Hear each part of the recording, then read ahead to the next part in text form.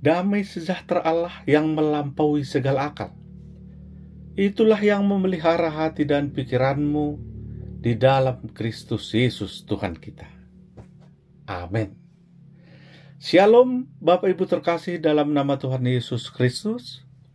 Kembali kita bertemu melalui channel YouTube ini dengan firman Tuhan yang menjadi khotbah kepada kita di Minggu Estomihi pada tanggal 11 Februari tahun 2024. Yang menjadi khotbah kepada kita adalah Markus 9 ayat 2 sampai ayatnya yang ke-9.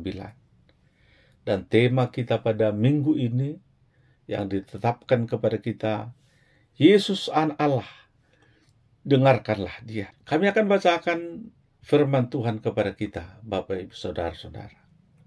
Yesus dimuliakan di atas gunung. 6 hari kemudian, Yesus membawa Petrus, Yakobus, dan Yohanes, dan bersama-sama dengan mereka, Ia naik ke sebuah gunung yang tinggi. Di situ mereka sendiri saja. Lalu Yesus berubah rupa di depan mata mereka, dan pakaiannya sangat putih berkilat-kilat. Tidak ada seorang pun di dunia ini yang dapat mengelantang pakaian seperti itu.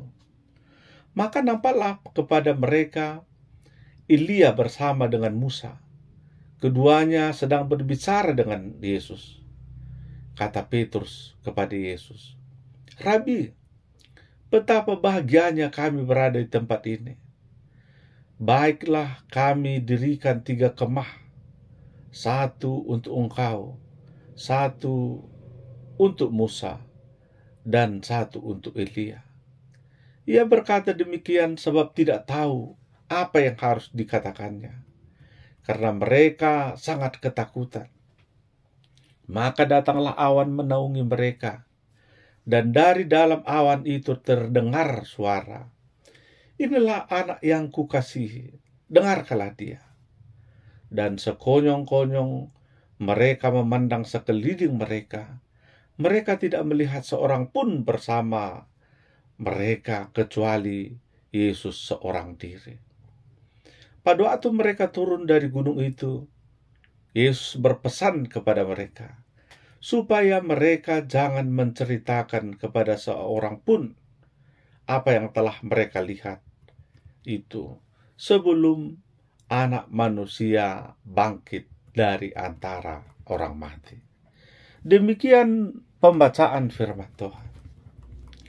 Bapak Ibu Saudara-saudara, sesungguhnya Yesus ingin menunjukkan kemahakuasaannya kepada murid-muridnya. Apalagi ketika kita perhatikan di sebelum khotbah ini, ada pertanyaan yang Yesus sampaikan kepada murid-muridnya. Pertanyaannya begini, kata orang, siapakah manusia itu? Bisa kita baca di Markus 8 ayat 27. Kemudian Petrus menjawab, "Engkau adalah Mesias," di Markus 8 ayat 29. Ini merupakan awal pengenalan murid-muridnya tentang siapakah Yesus itu. Yesus adalah Anak Allah. Maka dengan demikian, Yesus perlu merasa membuktikannya kepada murid-muridnya tentang hal ini melalui proses transfigurasi. Transfigurasi merupakan perubahan bentuk atau rupa atau metamorfosis yang dialami oleh Tuhan Yesus. Dalam peristiwa tersebut ada perubahan fisik Tuhan Yesus, dan perubahan secara menyeluruh itu kita melihat dari tubuh Tuhan Yesus memancarkan cahaya kemuliaan Allah. Demikian Alkitab mencatat kepada kita. Saudara-saudara, peristiwanya yang terjadi adalah ketika Tuhan Yesus membawa Yakobus dan Yohanes saudaranya, lalu bersama-sama dengan mereka naik ke atas gunung yang sangat tinggi. Apa tujuan mereka? Adalah untuk berdoa. Secara tradisi, saudara-saudara, orang menyebut gunung itu adalah Gunung Tabor atau Gunung Hermon. Kalau kita jalan-jalan berziarah ke Tanah Suci, biasanya kita akan dibawa ke tempat ini. Di gunung itu mereka sendiri saja. Lalu Tuhan Yesus berubah rupa di mata mereka. Wajahnya bercahaya seperti matahari. Pakaiannya menjadi sangat putih berkilat-kilat. Berkilau-kilau, bersinar seperti terang. Tidak ada seorang pun di dunia ini yang dapat mengelantang pakaian seperti itu. Maka nampaklah kepada mereka Musa bersama dengan Elia. Keduanya sedang berbicara dalam penglihatan mereka kepada Yesus. Maka cahaya kemuliaan yang memancar dari wajah Yesus itu memberikan pengajaran kepada kita, kepada murid-muridnya, bahwa di balik peristiwa yang menyedihkan yang akan terjadi kepada Tuhan Yesus melalui penyalibannya, akan membawa kemenangan, akan membawa kemuliaan, bahwa di balik hinaan dan caci maki yang dialami oleh Tuhan Yesus, ada kemuliaan yang akan menguatkan para muridnya, menguatkan kita semua di dalam kehidupan mengikut Tuhan Yesus. Dari sekian banyak tokoh yang ada dalam Perjanjian Lama, kita melihat di sini muncul sosok Musa dan Elia. Sosok Musa dan Elia mengingatkan kita tentang hukum perjanjian yang diberikan Allah kepada umatnya.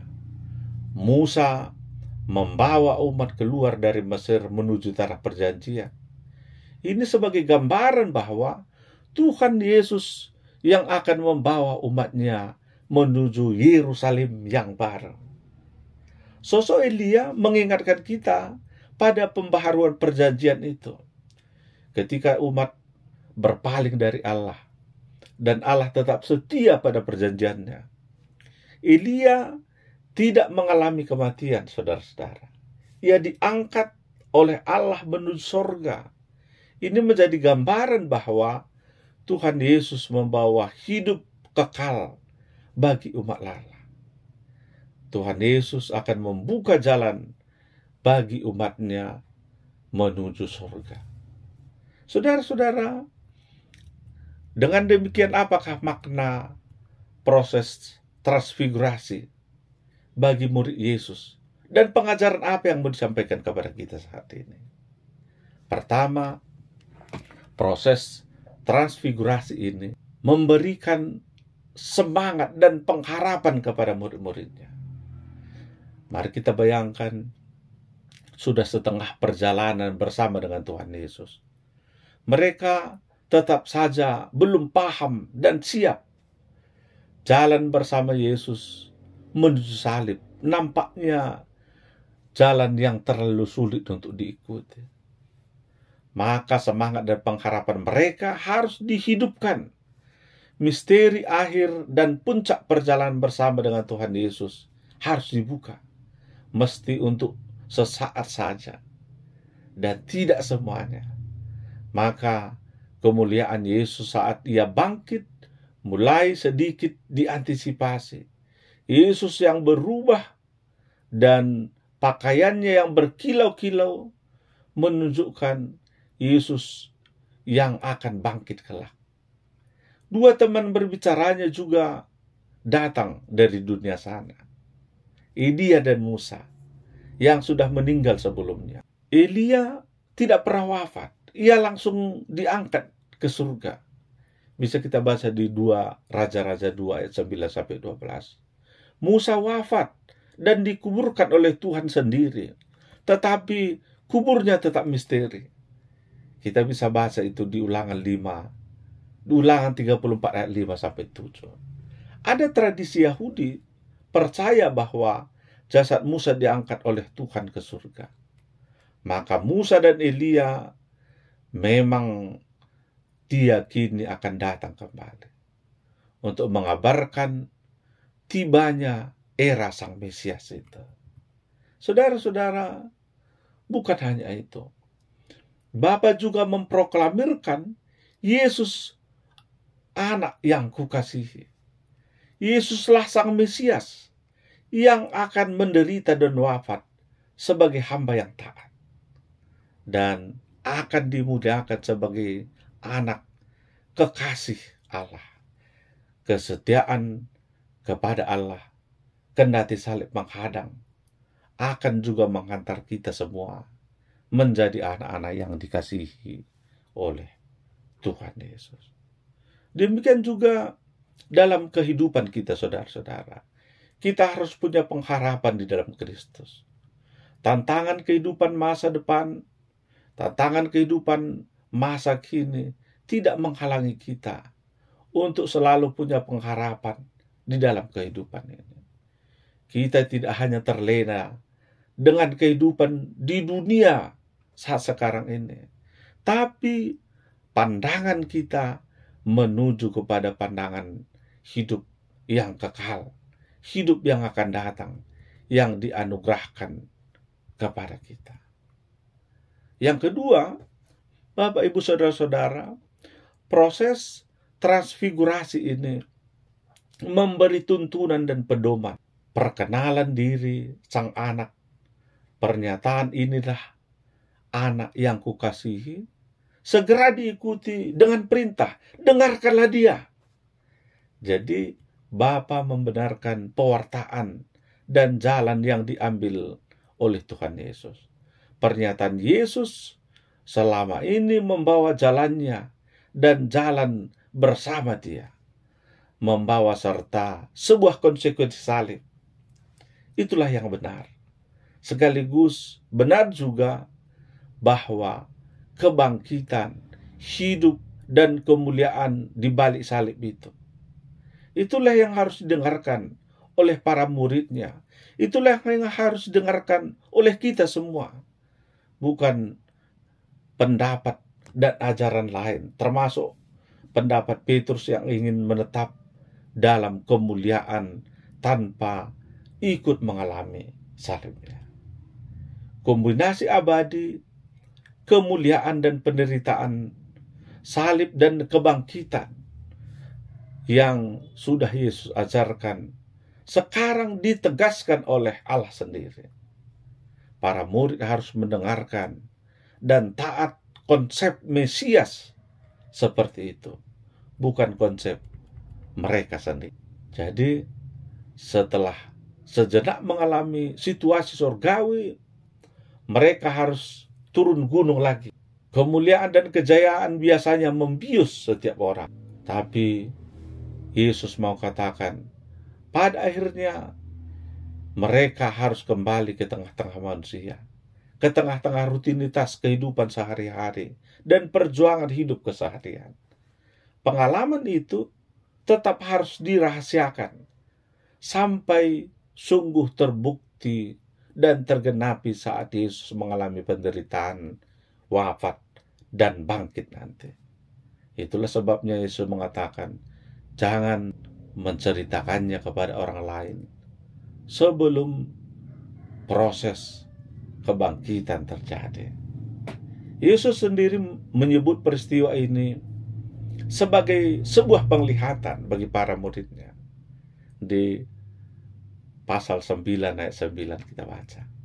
Begitulah seharusnya, saudara-saudara, saya dan kita semuanya memandang hidup ini. Jadikan hidup ini sebuah penglihatan, sebuah pengalaman, tantangan, kemuliaan Tuhan. Saat suka dan duka hidup keseharian kita, itu adalah medan tempat kita melihat jejak-jejak Tuhan Yesus. Hidup dan sejarah kita menjadi momen di mana surga dan dunia terus menyapa dan berjabat tangan. Kenapa kita harus mendengarkan Dia? Karena Dia adalah anak Allah yang penuh kuasa dan maha pengasih dan penyayang. Saudara-saudara, di akhir khotbah ini kami menyampaikan sebuah ilustrasi tentang tahapan metamorfosis kupu-kupu yang memberikan gambaran kepada kita bagaimana kita harus berubah ke arah yang lebih baik. Kalau kita mengikuti proses transfigurasi atau perubahan metamorfosis kupu-kupu, dia awalnya menjadi telur dan pada akhirnya berubah menjadi ulat atau lava, berubah menjadi kepompong, pada akhirnya berubah menjadi kupu-kupu. Kalau saat dia menjadi telur, belumlah terjadi peristiwa apa-apa. Melalui proses, dia berubah menjadi ulat yang menjijikkan, kepompong yang membuat kita tidak senang begitu. Tapi ketika dia berubah menjadi kupu-kupu, dia menjadi barang, benda yang menyenangkan. Demikianlah kiranya perubahan kita. Kita berusaha selalu berubah ke arah yang lebih baik, memancarkan kemuliaan Allah, sehingga perubahan yang terjadi itu memberikan gambaran bagaimana kita harus menyembah Tuhan dalam kehidupan kita. Seperti tema kita pada hari ini, Yesus anak Allah, dengarkanlah Dia. Mari kita mendengarkan Tuhan dalam kehidupan kita. Tuhan Yesus sebagai anak Allah yang menuntun kehidupan kita hari ini hingga selama-lamanya. Amin. Mari kita berdoa. Terima kasih Tuhan, kami sudah mendengarkan firman Tuhan. Biarlah melalui proses transfigurasi yang Tuhan alami, memberikan gambaran kepada kami bagaimana kami juga harus berubah, bagaimana kami juga dituntut oleh kebenaran firman Tuhan dalam hidup kami. Amin.